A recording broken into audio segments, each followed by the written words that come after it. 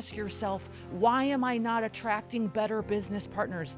Guess what? Nobody that is great, that has massive integrity, that has fire and a calling on their life, they're not going to join somebody who is really inconsistent. They're just not. So you don't have a right to ask, why isn't my business growing? Why am I not attracting better? It's your time to write down, what are the 3 qualities that I want in a partner, in a business partner, in a romantic partner, in a friendship, and start looking in the mirror and asking yourself, am I those qualities? Your leadership is pulling something towards you today. It's pulling people either towards you or it's retracting. But the reality is, hello there. Welcome to Called and Crowned. I am your host, Emily Ford, and I am back. And if you're new here, you're probably thinking, where did you go? Where did you go? Well, I have been on maternity leave. I have been having and giving birth to my son, Rain Ford Havron. He was born on July 3rd. We did do a little episode on that, and now I'm back in the studio ready to record, and I'm just feeling so refreshed, so renewed, and honestly quite fired up. I am fired up. I feel alive, connected to my purpose, on fire to help you. I feel, I don't know, like I had this awakening. I didn't even know I could go to another level in terms of wanting to help people and serve and feeling more connected to my purpose. But somehow, some way, having my son has really ignited something inside of me. And I'm just so madly passionate about what I do for a living. It's for a living, but I would do it for free, helping people, inspiring people, educating people. And you're going to feel and see all that, hopefully, with this new fire that I'm bringing to the show. And so it has just been such a magical season for me, being at home a lot. I did have a C-section, recovering, and I do feel like I'm coming back and I'm myself now. And I know that you might be in your own little season. Maybe you didn't have a child, or maybe you did, but maybe you've been experiencing a great transition in your life. Maybe you have brought on or started a new company. Maybe you're expanding your services. Maybe you're going through a difficult breakup. Maybe you're going through a breakup, not romantically, but in your friendship season. Maybe you've experienced a move in life. And all these things, they can shake you up, right? They can create turbulence in your life. They can get you off track. They can cause overwhelm. They can cause you to dim your light. They can cause you to not be in your zone of genius.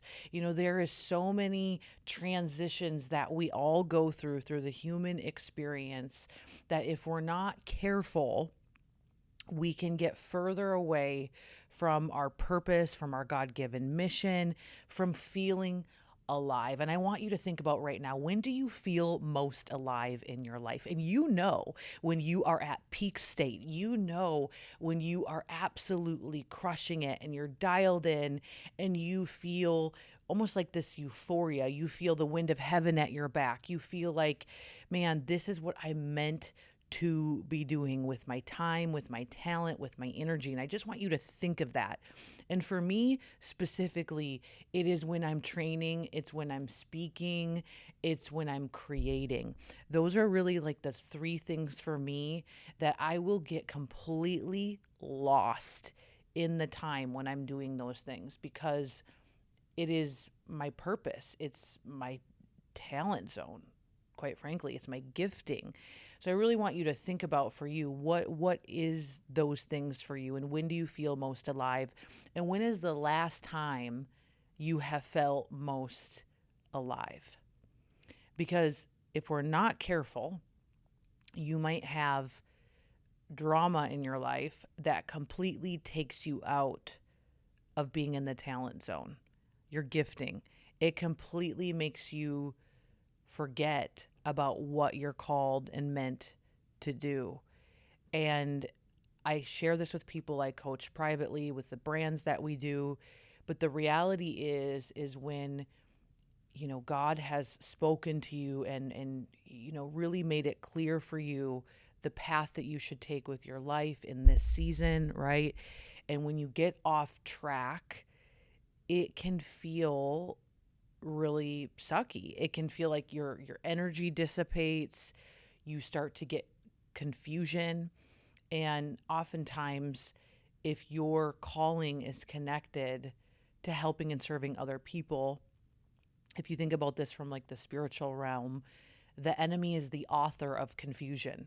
And so, what does he actually want to do? He wants to mess you up. He wants you to get involved in drama. He wants you to be in bad relationships. He wants you to get really confused about yourself. He wants you to doubt yourself. He wants you to think you're ugly. He wants you to completely get off track, because if he can get you off track, and he can get you overwhelmed, and he can get you confused, then you are no longer going to be living your life on purpose, for a purpose, being obedient to what God has asked you to do in this season. That's the goal of the enemy. If you read the scripture, if you learn it, you realize, I know what he's doing. He's trying to keep me off track, right? And so today's episode, I want to start somewhere uncomfortable. Okay, I really do. If it's not already been uncomfortable enough, because maybe you're already feeling it. You're like, oh crap, how did she know I'm in this toxic relationship right now? Or how did she know I'm dealing with work drama? I want to really start uncomfortable, because if I'm not talking to you about this, I don't know who is in your life, right? Like, it's just not something people normally talk about.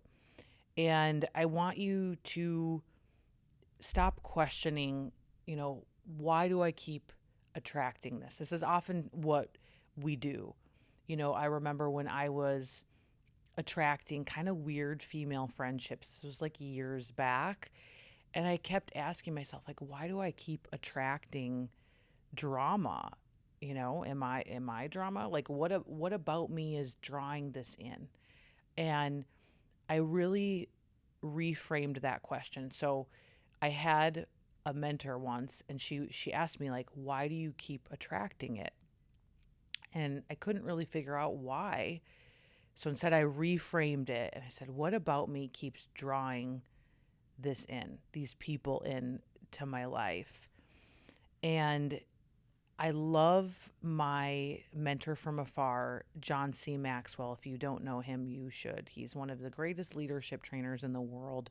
I've been blessed to speak on multiple stages with him for some of his events. And he trains on the law of magnetism. And it says leaders don't attract who they want, they attract who they are. Okay, I'm going to say that again. It says leaders don't attract who they want, they attract who they are. So I really want you to think about that in terms of your life. And maybe it's even your business, and you are struggling to bring in other leaders to work beside you. Maybe you're struggling to sell. Maybe you're struggling to even build a team around you. Here's what I need you to hear. Whether you're intentional about it or not, your leadership is pulling something towards you today. It's pulling people either towards you or it's retracting. Okay? That is how this whole thing works. And I find that what we talk about, what we think about, okay, what we speak out loud, what we decide to get consumed in is literally what we end up attracting over and over and over and over again. And until we decide to look in the mirror and ask ourselves the hard questions, okay, of what about me keeps bringing this in? Why do I keep allowing this it will just be this repetitive cycle. And I have found with people that I've coached and even myself, it typically comes back to a standards issue, a standard that you have for your life of what you tolerate, of your daily method of operation, your daily flow, your daily prayer life, your values. It really is about your standards. And if your standards are low, of course you're going to attract female friendships that are like, she'll get lost in the sauce with me. I can take advantage of her. I can be a gossip with her, right? You're going to attract a guy that is low bar and he knows, oh, she doesn't love herself at all. She doesn't have these standards. I can control her. Let me watch what I can do here, right? You're gonna attract business partnerships that they're not really in it to crush it with you. They're looking for you to be their life support, right? They're looking for you to spoon feed them everything. If you're in a business of building teams, this is something I find over and over again with people that come in to build teams. They're like, why do I keep bringing in people that I feel like I have to tie their shoes? I feel like they're not motivated, right? I feel like they don't even get on team trainings. Well, I'm willing to look with you at your standards. How high are your standards? Okay. Your discipline, your discipline is recruiting for you. Okay. Your character is recruiting for you. Okay. You are becoming the man or woman that your team will look like if you're building a team, that your home life will look like, that your family will look like. Like that's why it is so wildly important for us to put the oxygen mask on first on ourselves. It's so important for us to look in the mirror and analyze what are our standards. And I have found with people that continually backslide, if I look at their values, if I look at their standards, they are not locked in with their standards at all. They will let everybody else's agenda overturn theirs. They will be a yes person constantly. They don't have a great morning routine, night routine. They constantly are filling their brain with doom scrolling. They're not being conscious about the way that they're living and showing up at all. And if I look at Proverbs 27:17, I've always loved this verse. Iron sharpens iron. Okay, think about that. It's iron sharpens iron.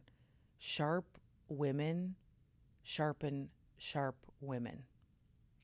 And it works the other way as well. What do I mean by that? If your energy sucks, if you gossip more than you create, if you consume more than you create, if you're swimming in drama, okay, you are literally going to be projecting that, bringing that forth to whoever it is that you work with. So you can either be sharpening another person by your standards, by the way you move, by the way you act, by your values, or you can be literally sucking the oxygen out of the phone call, the Zoom, the room, when you step in and you communicate with others. This is just how it goes.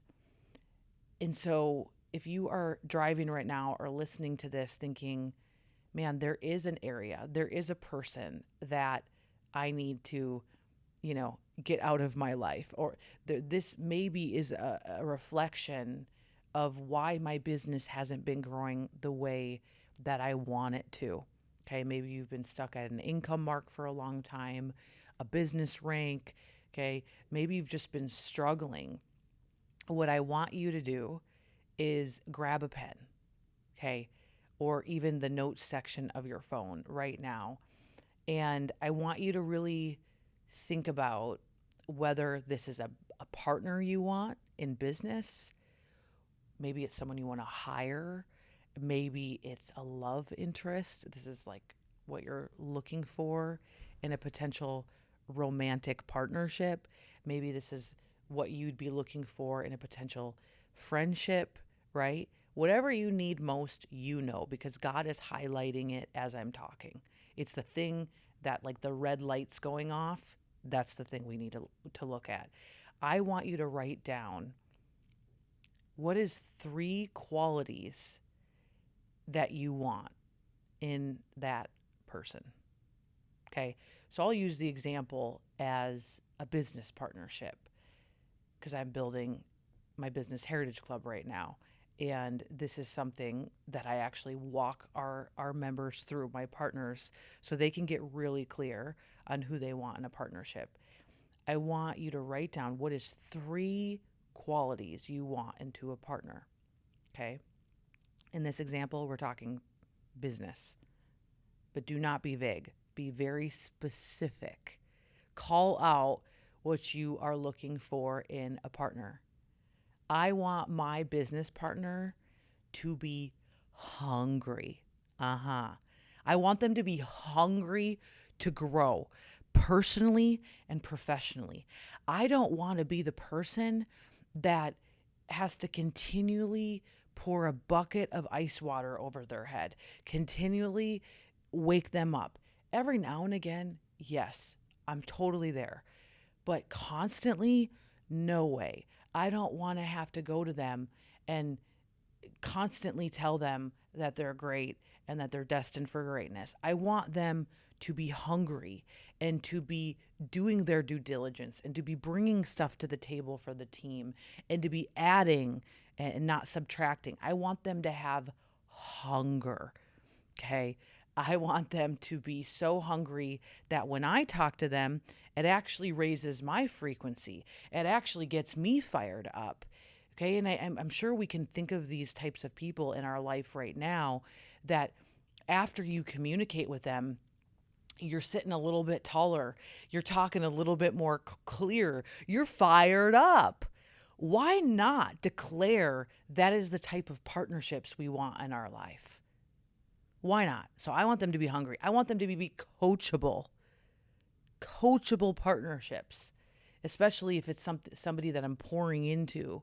I don't just want to continually coach and then they continually do the opposite of what I said, right? Coachable is something I want. Consistency in a partnership. Oh my gosh. In a romantic partnership, come on. You want somebody who's courting you and dating you and you are on that path with them to be consistently dating you, not you and 5 other people, right? You want them to be consistently pursuing you, not Friday night I'm bored, what you doing type of text. No, it's a consistent growth process of you and the person. The person is consistent. That is who I look for in coaching and in business, not, here on a Monday and then they've joined the witness protection program on a Friday and they're so wishy-washy. I never know what I'm going to get. Am I going to get the good side of them? Am I going to get the bad side of them? Are they going to be consistently showing up? For me, what else I want in a partnership? I want them to be bold. I absolutely want them to be bold. Because I know that what I do, what we do, and all my ecosystems of different businesses, it requires bold men and women of God. It really does. What we do is we change lives. We're continually coaching people. We're increasing people's income, their output. I need a 1%er to work with me, right? So I want bold people to be around me. Okay. What is it for you though? What is it, the 3 qualities that you are looking for? And maybe you've got an overflow list right now. Maybe it's a person of integrity. I want them to be integrous. I don't want to deal with people who are lying, who are doing dirty birdie things in the background. Oh, heck no. Because if they're going to do it to somebody else, guess what? They're eventually going to do it to you. They're eventually going to screw you over. Okay? Integrity through and through. That's another key word. But do you have your three? Do you have your three? Okay? Think about it. Write it down. Now, the only question that really matters is this: do you possess those qualities yourself? Do you possess those qualities? I really want you to be honest. Are you hungry? Are you coachable? Do you have integrity? Are you bold? Really think about that. Not the version of you on Instagram, but the real version of you when nobody is around. Do you possess those qualities? It's either a yes or a no. Because you will not attract what you have not become.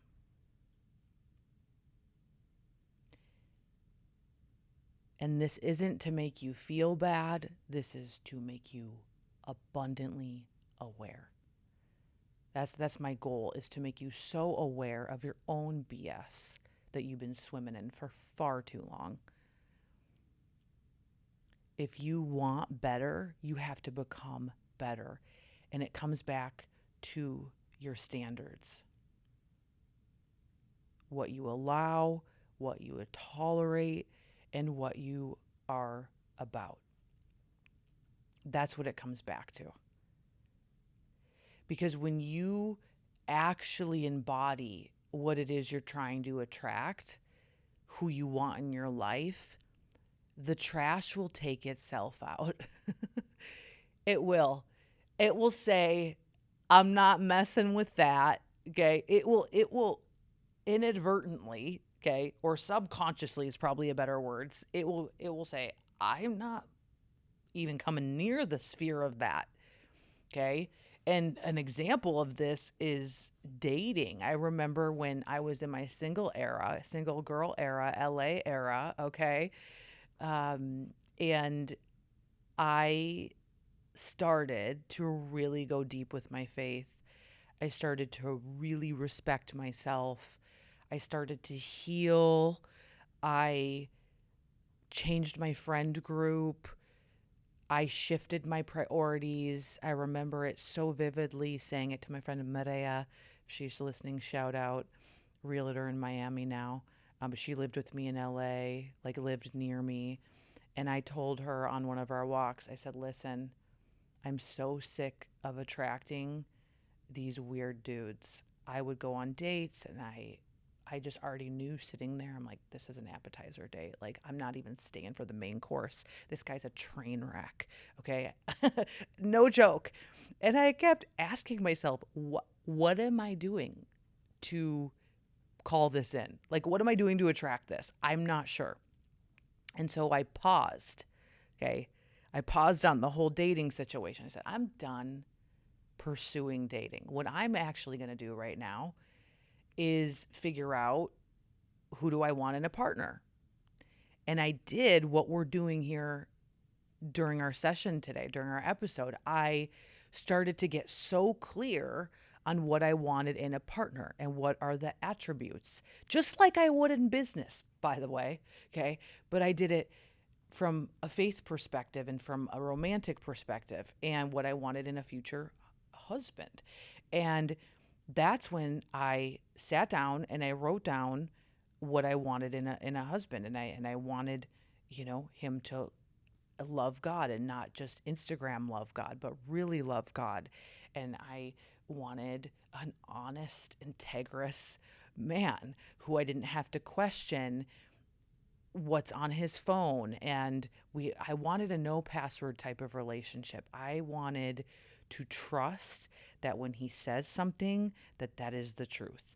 Okay. And I started to just really go deep, and I wanted somebody who was healed, or at least pursuing healing, that, didn't have a bunch of trauma that was unresolved. Okay. And I could go on and on about this list that I wrote. And then, you know, I I realized after writing the list, I needed to be those things. I needed to take time to become those things because after being in a season of my past of drama, oh gosh, drama, lies, deceit, I could go on, but I'm not going to divulge all that information because that's the past. I was so accustomed to drama and lies that I didn't even realize what it was like to be clear and to be in a relationship that there was no drama or just to have it out of my life altogether. And when I looked at what I wanted in a romantic partner, I'm like, man, I need to become those things. I need to live out those things myself. And so I paused the whole dating situation and I stopped pursuing it altogether. And I said to my friend Medea, we went on a walk and I said, okay, here's the deal. And I think it was around January 1st. This is, I know we're all going to change our lives January 1st, but it really was. I said, here's the deal. I'm going to pursue my faith. I found a church. I'm going to go every Sunday, no matter what. And if I'm on a plane or doing something, because at that time I was like building a business in the UK, so I was going over there a lot. I said, I don't care. I am going to watch the church service online. I'm going to plug in, and I'm going to go a step further. I think I'm going to volunteer at the church. Okay. And that's one thing about me, like truly that's I know God says we need to give, we need to contribute. Man, my time, oh man, me volunteering. I was a door greeter at the church. Real cute. Okay. Set out some chairs. But anyways, I digress. I said to her, it's got to be about God. I'm going to do my devotionals every single day. The music that I'm going to listen to, I'm going to change it. I know I can be a little Kanye. I know Kanye he had his God era too as well. But I was like, I'm going to pursue God. Okay. And in that pursuing God is actually what made me get the healing that I needed from my childhood. And it opened up literally so much discovery of why I struggled with daddy issues and men issues and trust issues. And I mean, it was just pursuing God led the door to be open to all these things, which what was on my list? I wanted a partner who was healed from generational trauma, right? I had to become that. I had to discover that. And so what started happening as I got stronger and as I started to put on the full armor of God, my standards raised dramatically. Okay, dramatically. What I in the past would tolerate and would be afraid to speak up for, I no longer would accept it. No longer. And I'll give an example since we're talking about dating. I remember there was this guy, he was like a big wig, went to USC, had this like startup company, blah, blah, blah, drove the BMW, blah, blah, blah, blah, blah. And he came off initially just such a charmer, all the things, had fun, went on a date. I'm like, oh, this guy's like, seems pretty great. But then I noticed that I was just in this pool of all these other chicks he's talking to. And it was like text you one day and then doesn't text back for like days and days and days. And you know what that does to your brain as a woman. The mind effery that happens. You sit and question yourself over and over again. And so finally he texted back. And I was completely straightforward with him. I said, listen, I don't play games. If you want to connect with me and get to know me, then decide you want to do that. But I'm not your girl for you to randomly text when you're, having a drink, and then you stop texting me and you leave me in the dust. Like I do not play that way. So what happened was he realized I cannot play with this girl like that, like all the other girls that I can take advantage of. And he basically said, he like apologized.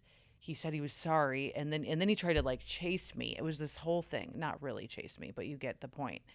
And what I realized was he wasn't the man. He wasn't up the caliber. He didn't have the integrity. I realized it just wasn't the right fit. But almost the opposite started to happen, where because I shut him down and I said, listen, bro, this is not happening with me. I'm a woman of God. And if you want to sit and take advantage of me and do all this crap and leave me out to dry constantly and play with my head, and one day you showed up with roses and then now you won't text me back, like this is so weird, right? I'm not tolerating that. So my standards changed. The trash took itself out. And then as I was single for months and months and months and months, I was developing different standards for my life, different standards that I tolerated. I was coming off in a different way, a more confident way with peace. That's when I eventually met my now husband, Jake. And I believe that's why he was attracted to me. I was attracted to him. He was on his healing journey. I was on mine. And we both met each other at a time where we were both just like growing, had his standards. I had my standards. And we were what each other was looking for eventually. Okay. So this plays in so many areas of your life. It plays in business. It plays in friendships, all of it. But again, I had to ask myself, why am I attracting this? And then when I got clear, I had to really ask myself, am I what I'm actually looking for in a partner? So you got to write this down. You have to write down the qualities in different areas of your life that you are looking for. Whether you're intentional about it or not, your life is recruiting for you. And one of the best things we can do as people of faith, is continually renew our mind, continually, reestablish and reconnect every single day with what the Word of God says about us, about our lives, about how we're created, about what we're meant to do. It's the best book ever. If you're ever like, I'm not really sure, well, I would ask you then, how much time are you spending talking to God? How much time are you spending reading the Bible, right? Because if you read it, the words on the page, it will come back and it'll tell you things that you're supposed to be hearing. Okay? Rather than just this podcast, rather than just an Instagram reel, rather than just your friend who's had, lots of different partners in her life, and you're taking advice from someone who probably doesn't even have the life that you're longing for. Just being real. So constantly going back to the renewal of your mind. And then looking at, what temperature do you believe that you deserve? My friend, Ed Milet, shout out Ed, love you so much. He's so amazing. He talks about the identity thermostat. This is like his thing. And he says most people run their business at whatever temperature they believe they deserve. Most people run their business at whatever temperature they believe they deserve. When results climb past that setting, they unconsciously cool it back down. What could that look like? It could look like you hit a huge milestone in business, but then because your thermostat is not actually set at that income mark, you subconsciously you'll either self-sabotage, you'll cool back off, your standards haven't arrived at that thermostat. Whatever you put the thermostat on, is it 70 degrees, right? You just got to 80 maybe. It's warm, right? It's getting hot, but you subconsciously pull it back down because your standards are not met. They're not aligned with what you long for. That's what a lot of people do. So your growth requires setting a new standard. And that looks a lot like taking analysis of who are the people in my life that I'm directly letting impact my day to day, who are the people I'm letting speak into my life, like who am I listening to, what type of content am I listening to, how am I pouring in and feeding my soul and my mind, right? Those things that they all play together. What am I constantly doing to feed my mind? Am I getting involved in new areas where maybe it challenges me? So if you feel a calling on your life to, let's say, be a speaker, well, what are you doing to get closer to that ultimate goal? You can't just sit and go, I want to be a speaker. I'm going to start professing I'm a speaker. Yes, of course you can do that. But what are you doing? Are you surrounding yourself with friends who are also professional speakers? Are you putting yourself in rooms where those people have already done that? Right? You've got to set a new standard. And when you actually get clear on what you want and you believe in what you want, then your mind starts going, well, how am I going to make this happen?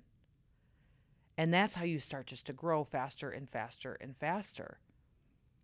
But I have found this so many times in business where people will join, whether it's an income opportunity, let's say for me, it's like Heritage Club, or they'll get their brand done and we will work on a beautiful brand. We will come up with a beautiful brand identity. We will work so hard on their brand messaging. We will make it make sense. We will make the digital footprint and the brand essence really reflect who they are as a woman. We will create a literal brand plan that's going to help them monetize in different buckets. We'll go to work. And then there's times where I see people not even activate, not even implement all the dreams that they spent months with us working on. And we're like, what are you doing? Why aren't you activating this brand that's going to get you closer to your mission and your goals? And it's often because of their thermostat. They don't even believe that they could be that person. And they have lowered their thermostat based on what they believe that they deserve, what they believe, subconsciously what their standards are, because they've fallen back into drama, overwhelm, excuses, all the things that I talked about at the beginning of this episode that the enemy wants you to be distracted. If I can get you distracted, then you will get off course. Maybe for a month, maybe for 6 months, maybe for a year. Oh, wouldn't that be great? Now you're one big giant leap further away from your calling and your mission and ultimately the glory zone. When we glorify our gifting, I call that the glory zone. We glorify the gifts that God has given us. That's when we feel most alive. That's when we feel hungry and like we're flowing and things are not forced and is a great deal of fulfillment there, because typically it's always tied to serving other people. We're not living and swimming in drama. We are growing and we are on the up and up. So I want to ask you right now, where do you think your thermostat is typically at? And has it been growing over the last couple years? Or has it been stagnant?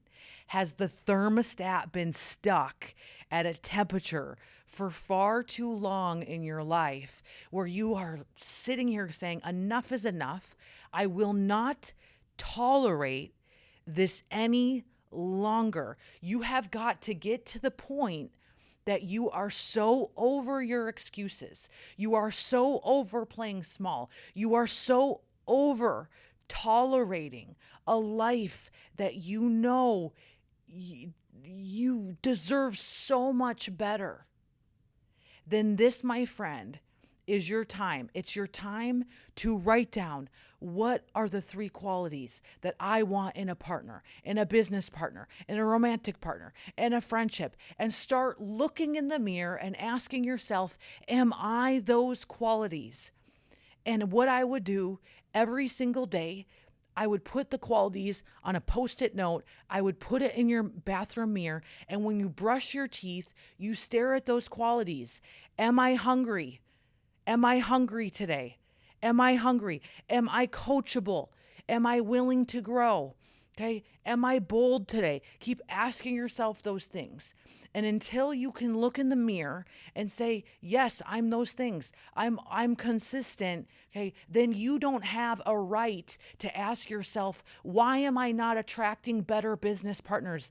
Guess what? Nobody that is great, that has massive integrity, that has fire and a calling on their life, they're not going to join someone in business that is low vibes. Okay, I'm going to go there for a minute. That's low energy. That's wishy-washy. That's In-N-Out Burger. Nobody is going to join you that is that level of great. Okay, they're not going to join somebody who is really inconsistent. They're just not. So you don't have a right to ask, why isn't my business growing? Why am I not attracting better? You have to look in the mirror. You have to look in the mirror and you have to work on yourself. And this is the law of magnetism. And I will tell you, when I started my first business, I didn't have a huge business degree. I didn't have things to show on Instagram showing us some epic lifestyle. No, I slept on a mattress on the floor in the corner of a makeshift room that wasn't even a real room in Minneapolis, Minnesota. And I had duffel bags of clothes, okay? And that's what I had. That's how I started. I was some basic personal development books. And when I learned this, when I learned the law of magnetism, when I learned, man, if I want to bring in awesome business partners, I have got to be the person that I would want to join. Period. End of story. Otherwise, shut up. Like, I don't have a right to sit and complain and blame and justify why I don't have what I want in my life if I am not willing to get better. And it does not mean you're perfect. I want to say that to you right now. It's not about being perfect. It's about being on the quest. It's about being consistent. It's about being hungry. It's about your attitude. And I started to do the things that the people talk about. Okay. I started to write a gratitude list when I had next to nothing. I'm grateful for this pillow. I'm grateful that I have an opportunity to grow. I'm grateful that I have mentorship. I'm grateful that I get to walk the lake at the time. I would walk the lakes every day, right? I'm grateful I get to work. Like, I just started just to pour in because I did not, believe it or not, I was not born with a level of optimism that you might think that I was born with. No, I naturally tend to be hard on myself. I naturally tend to be pessimistic. I naturally would look at the glass half empty instead of half full. I had to retrain my brain, and I had to set a new standard for my life of how I was going to live despite what the weather was like, despite who came and gone in and out of my life. I knew that if it was up to me, okay, if it was to be, it was up to me. I knew that. And that was literally taking radical responsibility for my life. And when I started to do that, I started to attract different. Suddenly, a 23-year-old at the time was literally bringing in partners who were 40 years old, who ran small gyms, who ran chiropractic offices, who literally knew way more than I did about business. But they joined me because I was consistent. I was so hungry, okay, and undeniable about where I was going. Those little micro shifts will change your whole life. What do you want? What do you want in a partner? Write down the 3 things. Raise your thermostat. Raise your standards. Glorify your gifts. Step into your calling. And watch how happy you get. Watch how happy you get. And it won't even be attached to an income. It won't be attached to an Instagram post and getting comments or mentions. No. You will be more fulfilled and more happy because you know that you are doing what God has called you to do. And there's nothing better than that feeling. I hope you're fired up that I'm back. Okay? If you have liked this episode, if something has landed for you, you know that I like to hear from you. Follow us, Called and Crowned, on the Instagram. Follow us on YouTube because we are posting these shows. If you want to watch me whip some nays on this couch, come at me on YouTube. All right? Got some sparkles on today. I'll link up the sparkles, this Fenty gloss. All right? But ultimately, share this with a friend. Share this with someone. Share this with a partner that you know they need to get their head in the game. Share this with them. Sharing is caring. I love you so much. And until next time, go out there, raise your thermostat, and let's crush it.